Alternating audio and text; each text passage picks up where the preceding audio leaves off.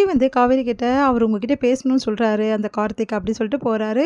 அதை பார்த்துட்டு வந்து காவேரி ஒன்றும் புரியாமல் கார்த்திக் கிட்ட பேசுறதுக்காக போகிறாங்க. என்னங்க எதுவும் பேசணும்னு சொன்னீங்களாமே, என்ன பேசணும் ஒன்றும் அப்படின்னோடனே, அது வந்துங்க அப்படின்னு சொல்லிட்டு யோசிக்கிறாரு. பார்த்தா வந்து அவங்க அம்மா சொன்னது விஜய் சொன்னது எல்லாத்தையும் யோசிச்சுட்டு, அது வந்துங்க நம்ம 2 பேருக்குள்ளே செட் ஆகாதுன்னு நினைக்கிறேங்க அப்படின்றாரு.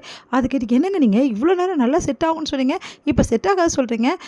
ஆமாங்க எனக்கு அப்படி தாங்க தோணுது, எனக்கு என்னமோ செட் ஆகாது தான் தோணுது அப்படின்றாங்க. இங்கே பாருங்கள் நீங்கள் பண்ணுறது கொஞ்சம் கூட சரியில்லை, என்ன நினச்சிட்டு இருக்கீங்க மனசில், பார்த்தீங்களா பார்த்தீங்களா இவ்வளோ நேரம் நல்லா பேசிட்டு இருந்தீங்க, இப்போ பார்த்தீங்களா கோவப்படுறீங்க, இந்த கோவப்படுற பொண்ணுலாம் எனக்கு பிடிக்காதுங்க அப்படின்றாங்க.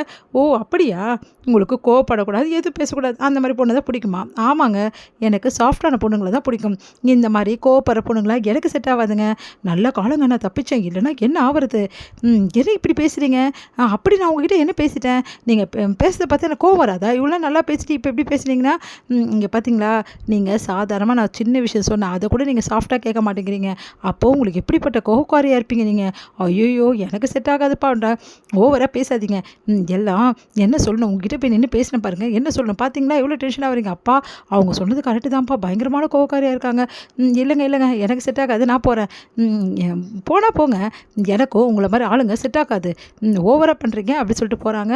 இதெல்லாம் பார்த்து விஜய்க்கு சந்தோஷம் தாங்க முடியல, சிரிப்பாக வருது.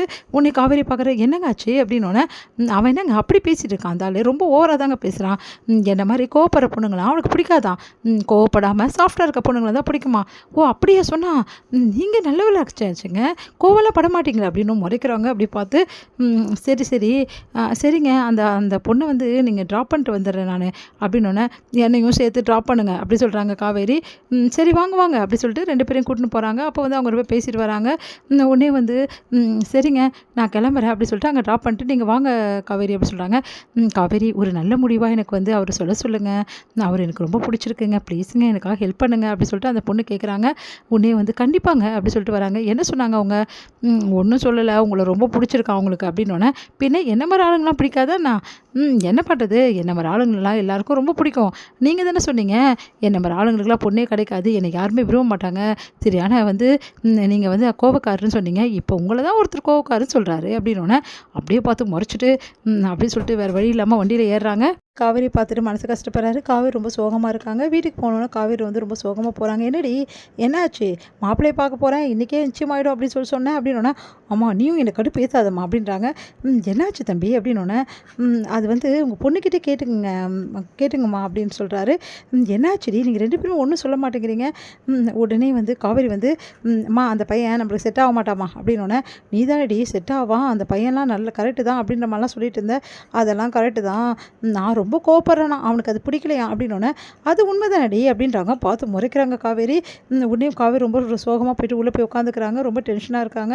இதை பார்த்து விஜய் வந்து என்னத்தை இப்படி இருக்கா அப்படின்னு சொன்னோன்னே, காவேரி ஏதாவது எடுத்துகிட்டு வர சாப்பிட்றதுக்கு எனக்கு எதுவும் தேவையில்லை அப்படின்னு சொல்லிட்டு காவேரி போயிடுறாங்க.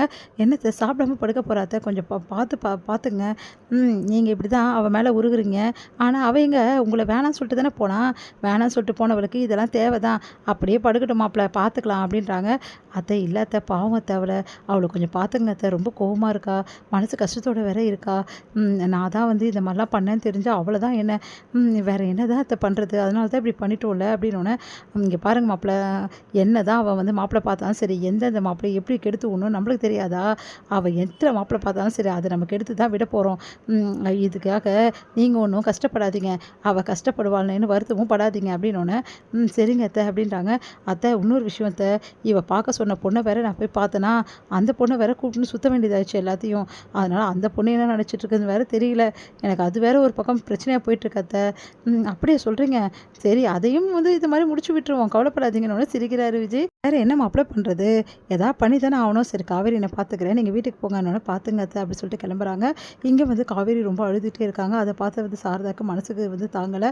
காவேரி சொன்னால் கேளுடி, இதுக்கெல்லாம் போய் அழுவாதடி, நல்லது உன் வாழ்க்கையில் நடக்கும்டின்னு காவேரி மேலும் அவங்க அம்மா கட்டி பிடிச்சிட்டு அழுறாங்க.